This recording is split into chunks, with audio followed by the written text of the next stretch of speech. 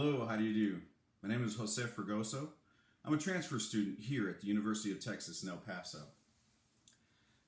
This film that you're watching is part of a project I'm doing for University 1301, Border and Immigration Studies. This is my family story, but it belongs to everybody because it's part of our shared human experience. The evidence and methods presented are stories passed down from grandparents and my parents. We've also been able to access official documentation from Ancestry.com, and we've benefited greatly from the genealogical research and family trees that are available on that website. My wife and I took a DNA test through Ancestry, and we were very surprised at how accurate the results were. We were able to find and verify family members through the DNA testing and reconstructing of family trees. It was a very, very neat experience, very fulfilling. I hope you enjoy this film. This is my family, my sons, Mark and Eric, my daughter-in-law, Oslin, my beautiful wife, Carrie, and our grandchildren, Skylar, Hayden, and Tristan. This photo is from 1983, and it's my sister, Teresa, my brother, Pedro, my sister, Rebecca, my father and mother, Porfirio and Maria Carmen Fragoso. A picture from an earlier time, in my birthplace of San Antonio, Texas. My story begins with my mother and father meeting and marrying in Zaragoza, Spain. My mother was born in a small town, Nuestra Ebro, to Julia Campos. Her father, Pedro Alberto, pictured in the center, was a Spanish foreign legionnaire during the Spanish Civil War. They had a small family, and my mother and uncles never knew their grandparents, presumed lost in that war. The DNA test results are in. Over half my DNA comes from Europe, 1/3 from the Iberian Peninsula. The statue on the left is Caesar Augustus, the Roman emperor that Zaragoza is named after.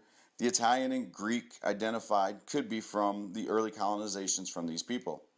The Roman walls are testament to the 400 years of Roman rule over Spain. My DNA contains African and North African traces, which is hardly surprising considering how close Spain and North Africa are, or for the fact that the Moors of North Africa ruled Spain for over 700 years. My mother's standing in front of La Puerta de Carmen, an important battle-scarred monument from the Napoleonic Civil Wars, when French, Spanish, and English fought across the peninsula. These are my cousins in period costume, and my Spanish cousins today. My father hails from Toledo, Ohio. His father, Porfirio Fragoso, and mother Teresa Camarillo Garcia Fragoso Ortiz are pictured. My grandmother buried 2 of her husbands and was outlived by the 3rd. The blue box you see are my aunts and uncles, my cousins. My ancestry shows Native American, a good bet that these grandparents gave me that gift. My grandmother was born in Monterrey, and my grandfather was born in San Luis Potosí. They crossed and recrossed the U.S.-Mexican border. This is a census form from 1930, showing them in Port Aransas, Texas. So the last part of this story I'd like to talk about is why El Paso, Texas? I hear my mother's language here, which is Spanish. I see a culture that's close to what I grew up with in my family.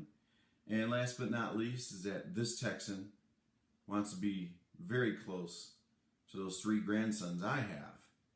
Those 3 awesome Texans. I hope you enjoyed this presentation. This history is incomplete and much of it's been lost. There's much to celebrate and much to mourn. And someone once said that we are all descendants of kings and criminals. And looking back, I'm sure that's true. What have I learned? The past is the past. But most importantly, I'm looking to the future. I hope to continue to be a positive role model for our descendants, for our cousins, for all. Thank you.